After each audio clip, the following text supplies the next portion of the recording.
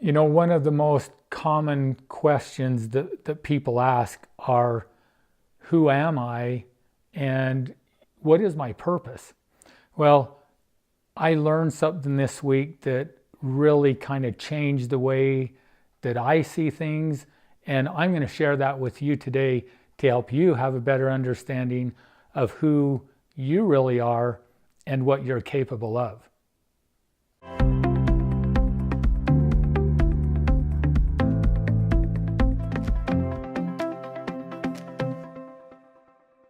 Buckminster Fuller said that we are all born geniuses, and then the process of life de-geniuses us. I heard that quote a while ago, and it's always kind of intrigued me, you know, because I've thought, what does that really mean? And what is that process and how does it happen?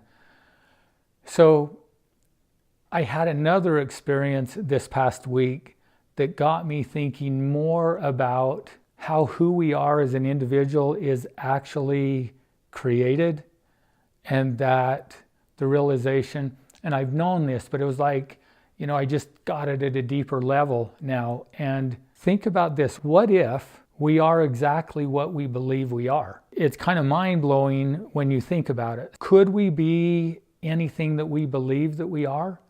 And are we what we believe that we are? And if that's true, what is it going to be like at some point when we have that realization that we could have been something different than we were?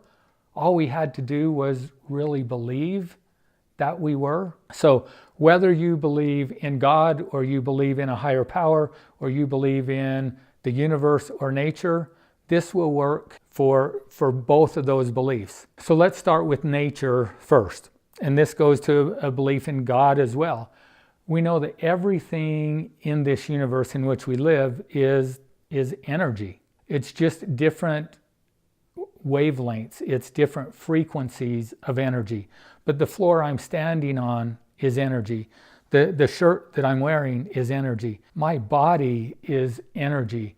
The lights and the camera around here, all of that is energy, but it's just a different frequency. So it takes a different form. But all of that energy comes from where? Well, I guess it comes from nature, or, you know, Wayne Dyer used to say the source, that it all comes from the source, or it all comes from God who created this world in which we live. It doesn't matter. It's all the same. So when we were created, when we were born into this world, where did we come from? So we either came from a God who is all-powerful, all-knowing, all everything, or we came from energy that already existed, and we were just reorganized into another state. But we all came from a source, which means when we were born, we have within us exactly the same components of what created us. And you can look around in the world in which we live. If you have an apple seed and you plant that seed, what comes from the seed? It's an apple tree. You know, you don't get an orange tree, or you don't get an automobile. You don't get a person. You get a tree. Well, what comes from human beings? When we produce more human beings, animals produce animals like them. So if you look in nature, everything that is produced or created comes from something similar. So when we are born, who are we? And what is our capacity when we're born? If we come from that source and we can become just like that, to me that means we are limitless. We can be and become anything that we choose to become. But here's what happens. So when we're born, it's like we're a clean hard drive in a computer with nothing on it. So we come into this world and to make sounds and to do all of those things. So we learn to govern the physical part of our body. We also begin to understand language. So we start by making sounds, but then those sounds become words, and those words represent other things out in our environment. So all of that is taught to us. So, you know, we call this on my finger a ring, but we could call it something else. In a language other than English, it is something else. It's a different sound. So we come up with words that represent different things. We also, in our life, attach meaning to different things and meaning to events that happen in our life. But when we're growing up, we're not choosing that for ourselves. What we're doing is learning from the environment around us. So if we happen to be raised in an environment where we are taught either through words or through just behaviors that I'm not good enough, that I disappoint other people, then I may begin to feel that about me, that there's something wrong with me because what I do is create disappointment for others. And so what happens is we're created, we're born, and then we begin to develop thoughts about who we are and about the world in which we live. With those thoughts, we attach meaning to ourselves and to the world in which we live. And those thoughts and beliefs are conditioned by the world in which we live. So we're taught that. Now, in the book, The Four Agreements, it talks about there how we're domesticated and that we are taught and we accept the beliefs, the values of the society in which we live. It's true. Just because we're taught a certain thing, though, does not mean that what we were taught is true. It comes back to that's what's so important about principles or laws, because if we can identify what those laws and principles are in this world in which we live, then we can make sure that the meaning it fits with those laws, and then we can make sure that our behavior and our beliefs about ourselves also fit and follow those laws.